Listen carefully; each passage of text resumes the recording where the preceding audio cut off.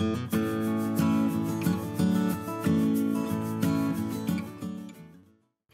everyone, Paula Caldwell here at Patchwork Plus in Dayton, Virginia. Thanks for joining me today for the Handi Quilter Ruler of the Month Club, and this is Club 6.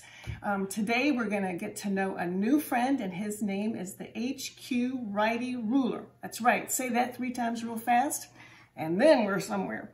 So the Righty Ruler, like all the rulers that we've looked at by Handi Quilter, is wonderful because first he has these etchings, these lines that are going to help give us reference points so that we can move the ruler and create the same design over and over.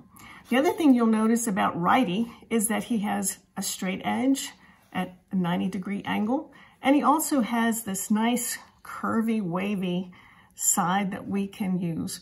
So there are some designs that we can do with either side, and then there are some designs we can do in concert and create some interesting things.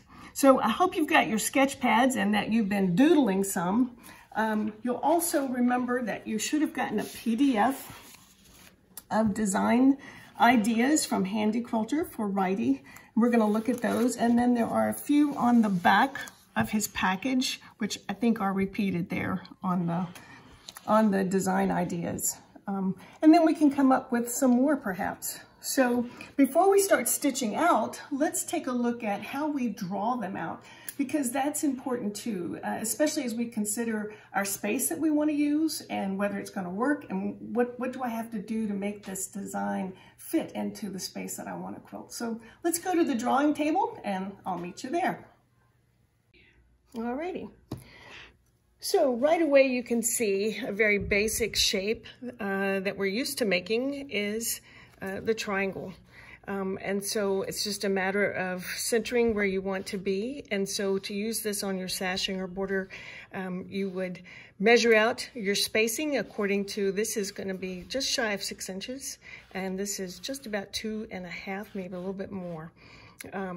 So basic shape, and then you would just turn it and then stitch the other way. Now you'll notice I am putting my ruler about 1/4 inch away, and that's because if you remember when we're using our ruler foot, it is 1/2 inch in diameter and the needle sits right in the middle. So that puts the needle 1/4 inch from the edge of the foot, and the foot is moving right along that edge.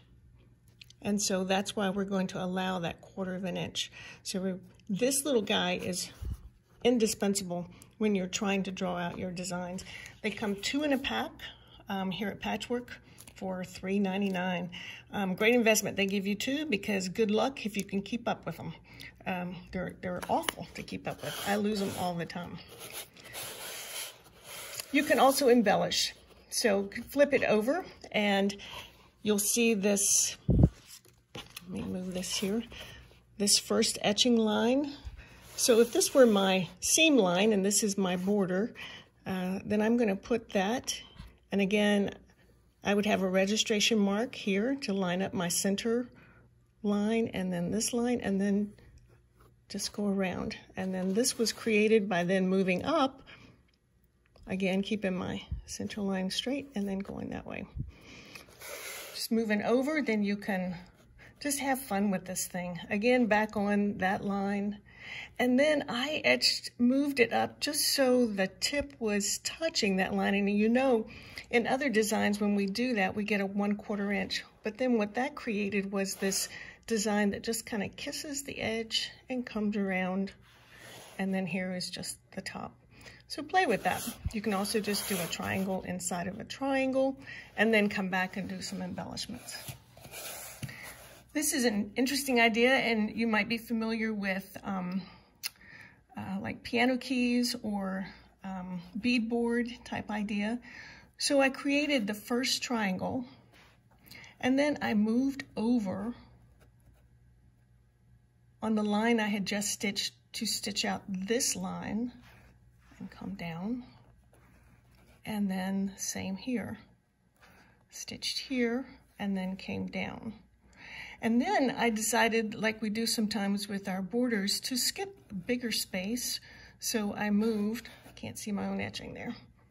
There we go. So now I'm putting the first line on my last stitch line, which means now I'm stitching here, which is going to give me a 1/2 inch space there, and then come down. And just keep doing that. It creates a really interesting design. This you could fill back in with something else if you wanted to, and then multiply. Or divide the spaces and use 3 lines here, smaller lines, 4, however many, to make it interesting looking. This is a design that we know well, so I'm finding my midpoint, and then I would go all the way across that direction and then make a second pass going the other direction. And generally I have a midline drawn so that I can keep myself true to where I want to be. Real important. The other idea with the straight edge is doing a chevron type idea with the same idea. Closer and then spacing, closer, spacing. The trick about this is you've got to work your way from left to right because of the way the etchings are. We're stitching inside the ruler rather than outside. So there's my first line, and then there's my registration mark, lining up my vertical, and those are on my previously stitched lines to give me the next line. And then I can move it down again to my next line. So you get the idea. And if you've been doing rulers for a little bit, then you're familiar. This one was an inch actually below.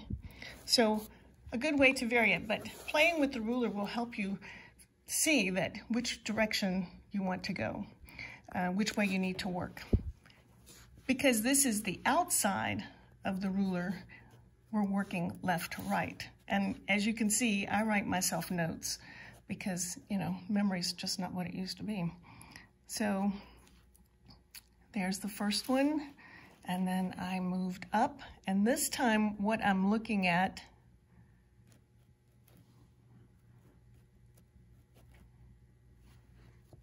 is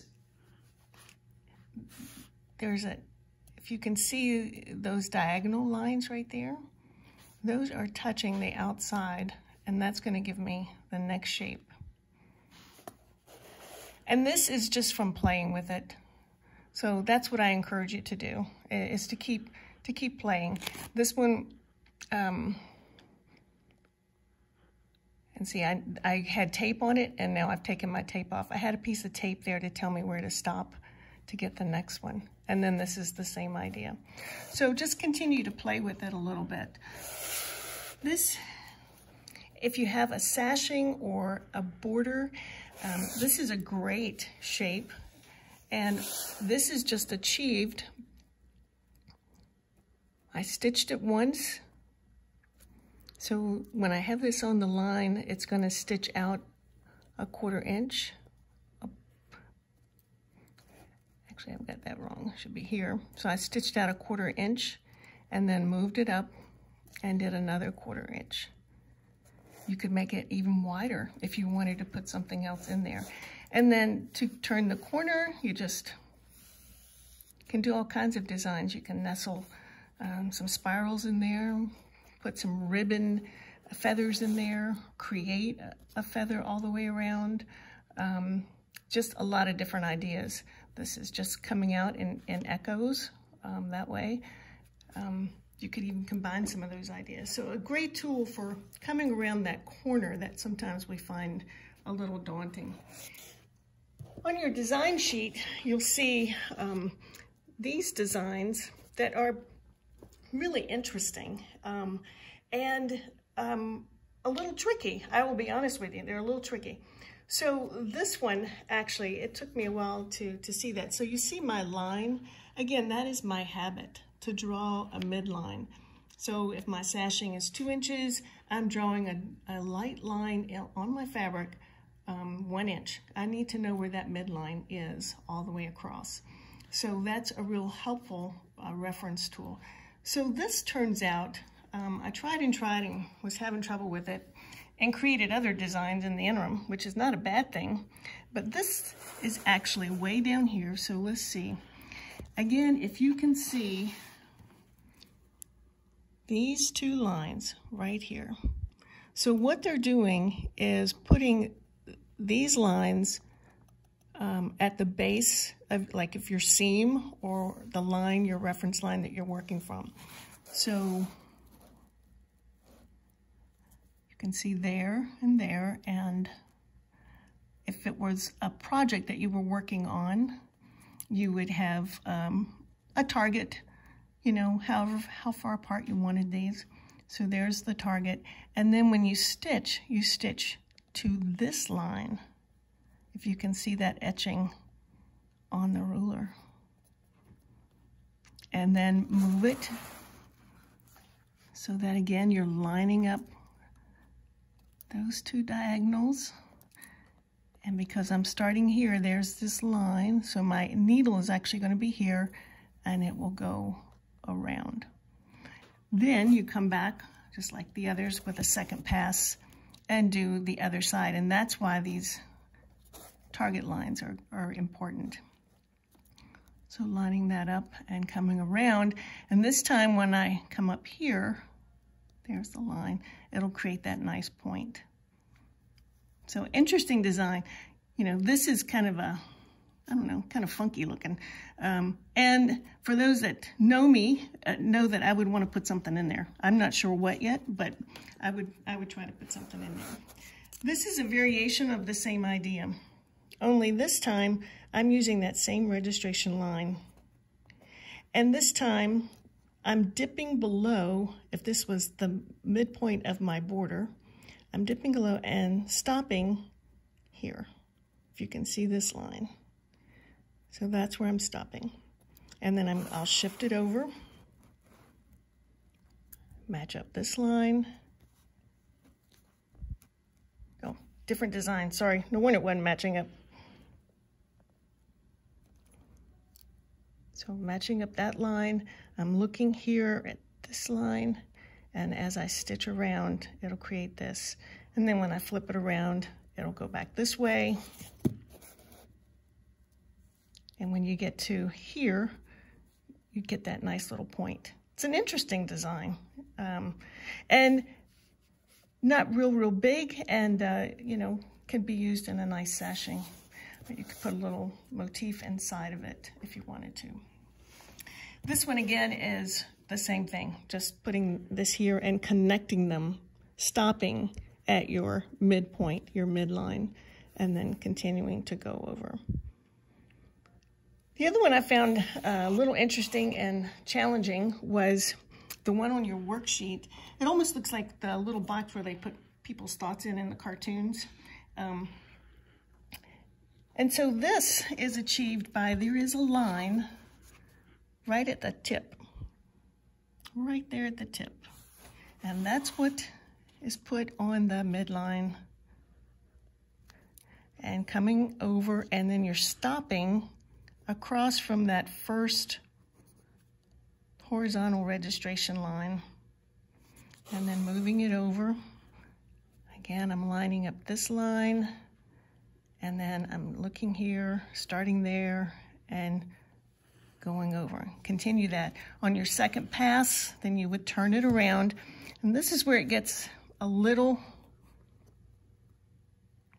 tricky. Tricky, I say, because when I put this same line on my midline and stitch this out, what I get is more of little elliptical versus this nice round circle. So I'm not real sure how they're getting that, and if one of you guys can figure that out, that would be great. So play with that and see, and then stitch here. There's that first registration line. Move it over. There's the line. Stitch it out, and just keep going. And then again, you can put whatever sort of motif in there. This one looks really complicated. It's also in your PDF, but it's really not too bad. So again, though, the idea is to use that top line, stitch out again to here, and repeat that all the way across. Then come back on your second pass. The difference is now, this time you're going to nest the round part of the design into the point. And so it creates a really kind of elegant look, really. Kind of reminds me of a Eastern rug or something you would see in designs. But really interesting. So these, as you can well imagine, take time and they take practice. And I've got a lot of practicing to do myself. One of the things I want to encourage you to do as you start to play with Righty is anytime we're going around curves, it's real easy for things to kind of get away from us. So as we go around, you know, all of a sudden, sometimes we can do that. And it just, see how so we really want to maintain control and slow down a little bit to go around that curve. And especially when we get to that tip, slowing down around, hugging that tip. Because especially on the long arm and even on the domestic, the machine's made to stitch straight. So as we come across the top of that point, you know, there is this natural tendency to just go way off, like out into outer space. But so we're just going to go slowly and hug. So practice even doing the parallel lines. So there would be one if you wanted to parallel that.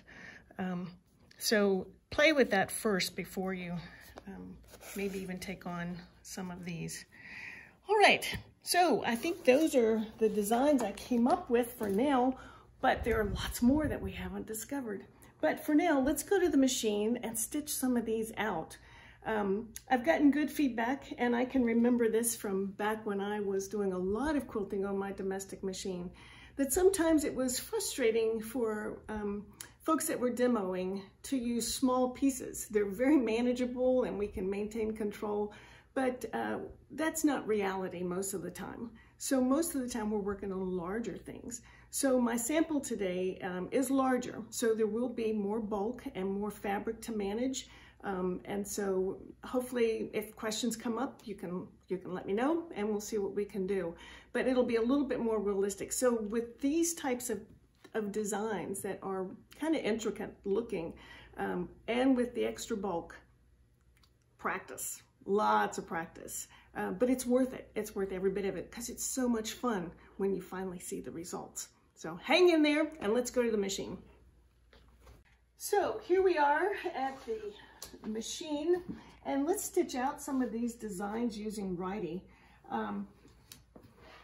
I've got a larger piece of quilt today that I'm working on, so a little bit more to manage. And so as you work with your quilt, your textile, then you've got to decide what works best for you. So I started stitching out some of these by having the fabric this way. And so I really was kind of stitching upside down, not kind of, I was. So I started here, and you can see I had a little wobble, a little trouble there. So got to decide what's going to work. The other option would be to turn it so that you're working from the top to the bottom. Some people don't mind working from the front to the back. I don't, except that on a domestic, oftentimes visibility is not very good for going that direction. So at any rate, just some things to think about as you play around. If you can put something behind your machine, a wall or a table that's going to catch your overflow, that's really, really helpful as you start to think about quilting. Okay, so let's see if I can echo this and pretend that's straight. Yay! You know, the way to make a straight line is to try, and you get a wavy line. I guess the way to make a wavy line so is to try to make a straight one. So needle down, needle up, and as a reminder, I've got my feed dogs down. I've got my ruler foot on, which is extremely important. not only for safety, but for being able to be precise. And I'm going to take a few little stitches there, secure that, and then I'm lining up as best I can the one that's not straight. So I'm going to go a 1/2 inch in. So I'm putting my stitch line on that first dotted registration line, which is going to mean that my stitching is a 1/4 inch out here, which gives me a 1/2 inch channel. So let's try this. I've got my speed at 1/2, or maybe slightly less than 1/2, so I don't have to think about that. I'm not watching the needle. What I'm watching is the ruler and the foot against the ruler. Okay, I'm going to take one little stitch, just being persnickety, get right on that middle line. Okay, I'm going to double check this, and it looks pretty good. You can see that I've got both hands on this ruler, and I've got fingers on the ruler and hands on the fabric. I'm not pressing down, but I'm holding firm pressure so that I can move all of it as one unit. I've got handy grip on the back of the ruler that's really going to help hold things in place. And I also have my super slide on today. Anytime you're working with something larger, that really is a good investment to make. So that's really the basic shape of the triangle. If you wanted to come in and echo that again, or maybe do the round shape in the center. So this time I'm gonna, it's hard to see with this, where those dotted lines come up to that, those other lines, those horizontal lines that look diagonal, that's what I'm gonna use as my registration line. So I'm gonna put the vertical one on the midline, and then that first dotted line is just gonna touch what would be probably my seam line, let's say. And then I'm going to come around. Again, now watching as we get around that curve, you might have to stop and reposition. And I'm kind of looking back behind a little bit, just hugging along that side of that ruler.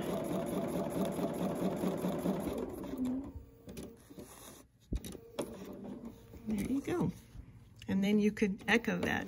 Now, you could put the shape back in there and echo it, but I would encourage you, you've got this 1/4 inch foot sitting right there. I would encourage you to practice using that as a way to get your 1/4 inch echo.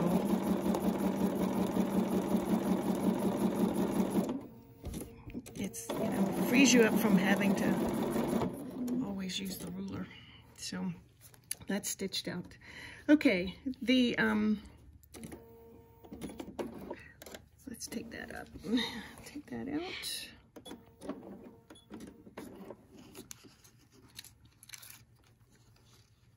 So very doable. Your chevrons, very doable. Again, you'll have to work from left to right, going this direction, so we can stitch out a couple more of those. So let's do, let's go back to a 1/2 inch. So that means I'm going to put my vertical line on my midline,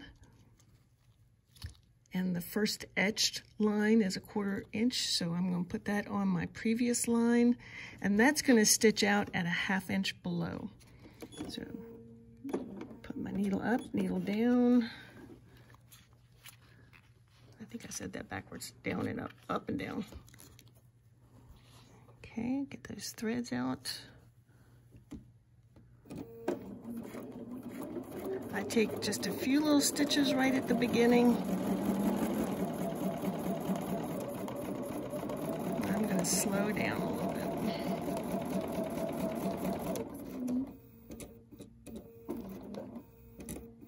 All right, and I'm going to double check everything. And then here I go. And again, I'm holding the ruler flat, but not pressing down. if you press down too hard, you're going to create drag. And we've got enough of that going on with the fabric.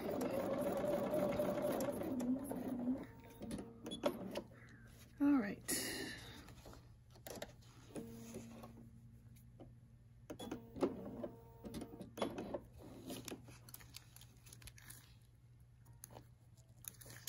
Okay, the wavy side. Here all we've done is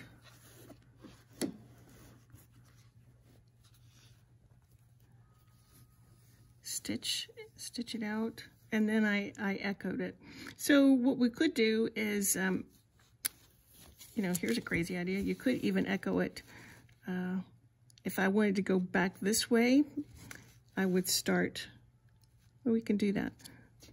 But here I'm going to have to change it up a little bit to do that because of this shape.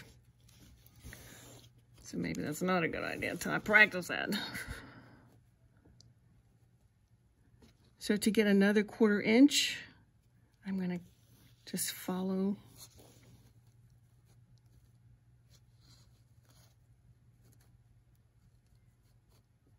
Okay, so what I'm lining up is the edge of the ruler with the stitching. And actually it needs to be up here so I can get a 1/4 inch around. And so I'm probably going to have to move the ruler a bit to get that to go a 1/2 inch, I mean a 1/4 inch out. So I'm game, I'll try it. This is the only way you know is to do. And it's practice, and this is where we're learning. So I want to encourage you to get some fat quarters, or maybe you've got muslin lying around. You're thinking, you know, one day there was a time when we all got muslin and put it on the back of our quilts, and then we got tired of that. So we all got muslin hanging around. And scrap batting, just, you don't even have to stitch it together. Just lay it in there.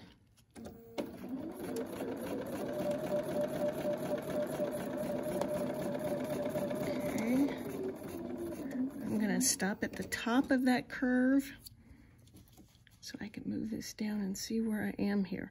So I'm just slightly off, if you can see that. So what I'm going to do is move over this way, just a hair. See, 2 stitches, that's all I needed. This is going to be really different. It's going to go into the previous design.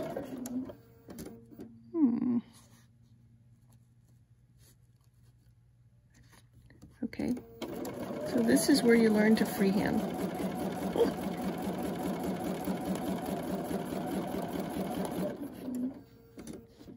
And now I'm going to turn this, so that means a lot of this bulk is going to be in my lap. I'm going to move it here.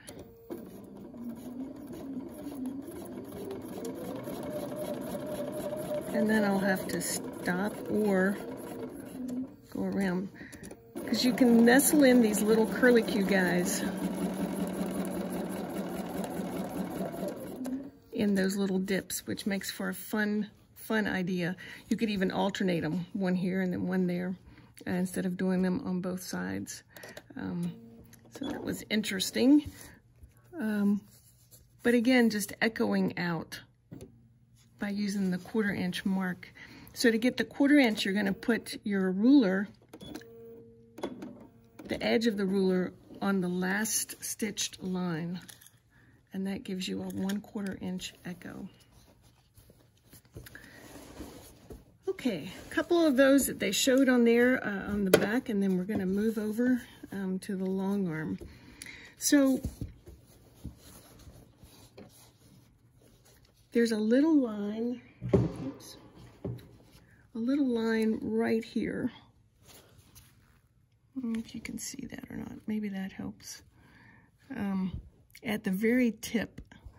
And then this is the next line we're going to be looking at. So we're going to start here and stitch around and stop at this first horizontal registration line. So we're thinking that this is our midline, if you will, of our border or sashing. And so I'm going to come down.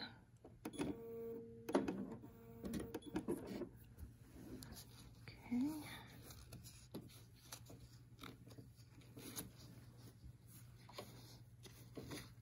I do wish there was a little more space in there. All right, get that line back up again.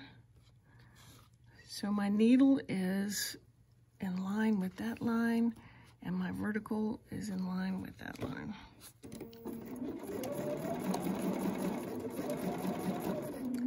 And I'm going to come up here and turn this down a little bit. Okay, going around a curve, remember, we're going to go very deliberate. In fact, I'm going to stop and move my hands a little bit. Slowly come around.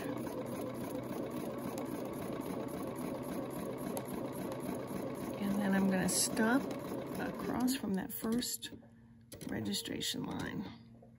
And then I'm just going to move it over. I'm lining up this line up there on my midline. And if you have seams or other lines that you can use, these will help keep you true. So in other words, what I'm trying to say is I don't have a midline drawn here like I did on the one before. So what I'm looking at now are these etchings, and it's parallel to the line that's running there, which could be a seam in your block or a line maybe even in the pattern. Okay, so this time we're going to go back up. Again, slowly around that outer curve. The inner curves are not quite as tricky. The outer curves, I want to go nice and slow. And what I'm watching is the ruler and the foot that's gliding along the ruler, because I know everything else is going to be okay. All right, so then you would either turn your fabric around or work this way, which we could do, or stop and start. So let's stop and start. Let's keep going from left to right. I think that'll make more sense to us as we... So part of what we're always figuring out before we start stitching on our quilt is thread path, design path, so that we can know where we are. Okay, so now we're using that same midline, remember, and we're going to go this way. So I'm lining up, and then I'm going to move over here. And what I do is, for a long time what I did was make a little dot where my needle was going to go up and down, because it seemed like a lot to try to manage. So if that would help you, I would encourage you to do that, especially for rulers where we're inside, where we're moving inside. Sometimes it's a little scary to put that foot down. All right, here we go. All right, so I've got my hands on the ruler and on my piece, and everything's moving as one unit. Inner curve. And you can see this is a great angle for seeing that foot just hugging the side of that ruler. Okay, I'm going to stop. I need to reposition my hands. And back around. Okay, and I'm going to do it again.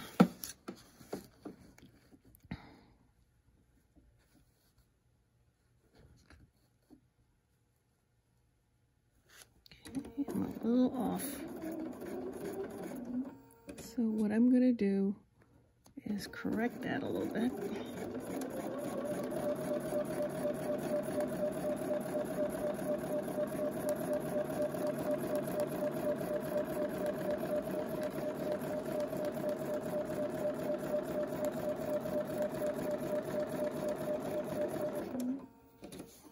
Yeah, interesting design. that could be a lot of fun to play with. And once you get the hang, you know, it's going even better now for me. I've done this now a few times at home and then here today, and it's going much better, I can say. Much pleased. And something like this on a galloping horse isn't going to be noticed, especially if you embellish it some. It'll just be part of the design. So, very good. So this is Righty Ruler, and a lot can be done with him. And I encourage you to play with him and get to know him. See what you can come up with.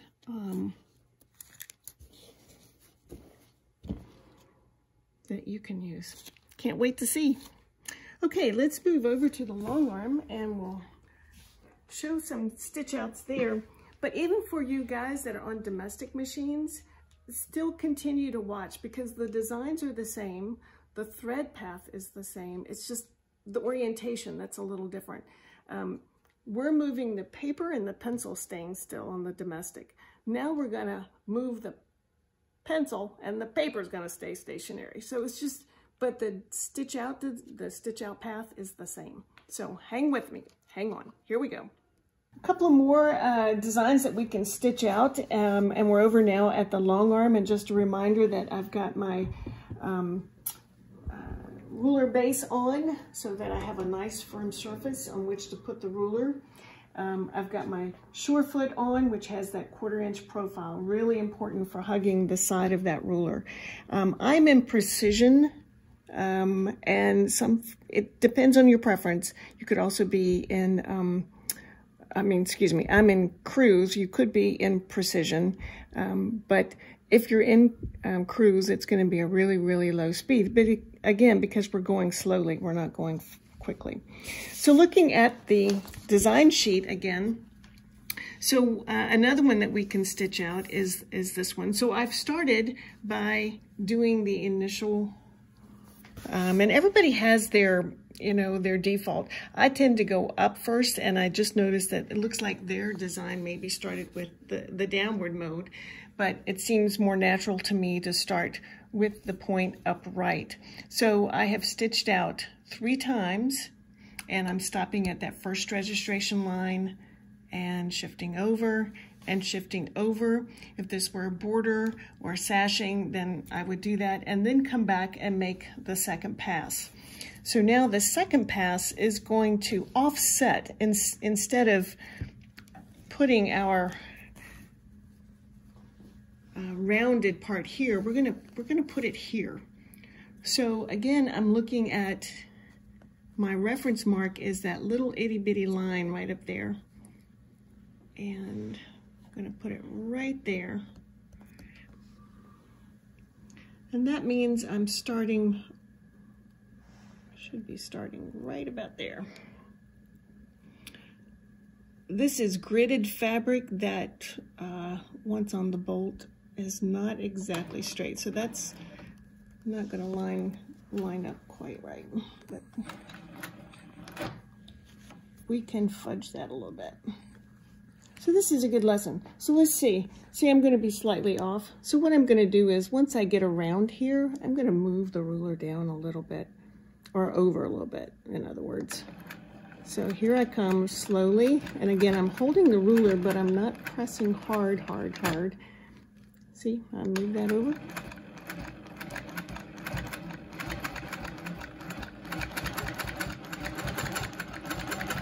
And I'm gonna just stop at the top there a little bit, check everything, and go back down. And then we're gonna do the same thing. Really is a neat design. And I think we stitched this one out, maybe. Maybe we didn't. Nope. Okay. All right, so I did not go far enough. So I want you to see my mistake. So obviously, the ruler was not quite right. And what I would do at home would be to take the stitches out. But for class purposes today, so you can see the design stitched out, I'm gonna line up carefully. We've got this wonderful laser light.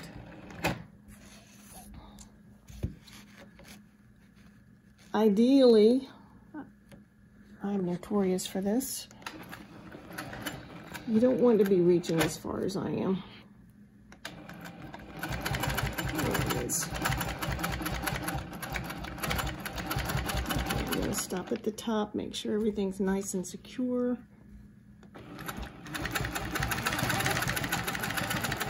And then go back up, and then stop. And then the next one would continue that. So you get this really interesting pattern, almost serpentine type pattern.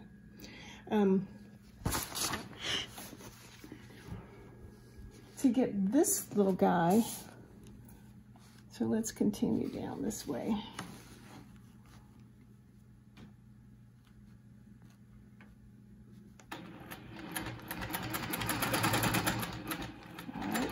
Going around slowly, slowly, slowly, slowly, slowly, slowly, slowly.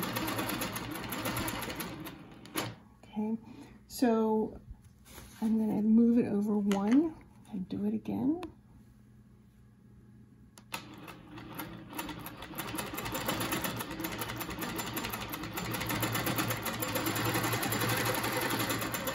And stop. Okay, so what I'm following now is this little guy. And I'm doing it upside down, obviously. So now what we're gonna do is come back this way. And let's see, there he is. Nope, I gotta think a minute. All right. Should have done it backwards. So if this happens, get your sketch out. So what I don't have drawn all the way across is my midline. So that's what I'm missing, and that would help me line things up. So I'm looking at the middle here of the last, and the problem is I need to be down.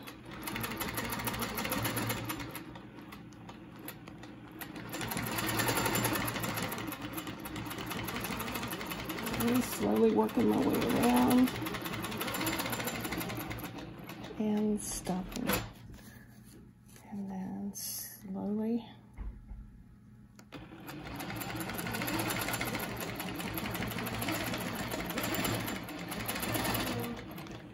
Okay, so two more designs to play around with. This can be modified, this design, based on where you put what reference line you're using. If you're putting it down on your seam line here versus here, okay, so let's just scoot down here. I can show you better than I can tell you. So if I were to stitch this out,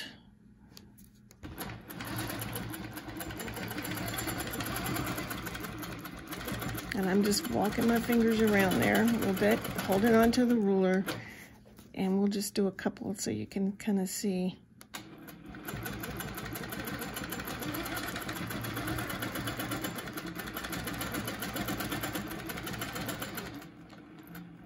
And then flip it around and go back. This time you can go back the other direction, because I'm lining my horizontal up there. I should be about 1/4 inch off here, 1/4 inch there.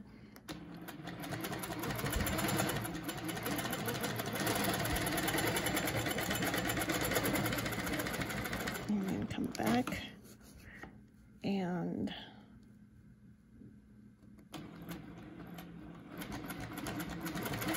all right, I'm gonna stop right there and move my ruler slightly to the right so I get my 1/4 inch over here.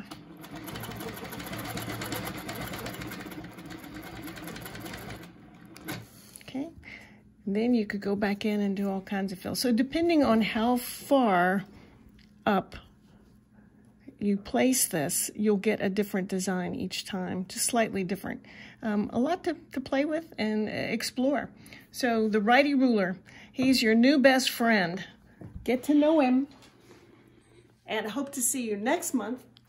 Next time we will get to meet candy, HQ candy. We all love ribbon candy, and this one is going to be a lot of fun. So 2 great rulers, but see you next time.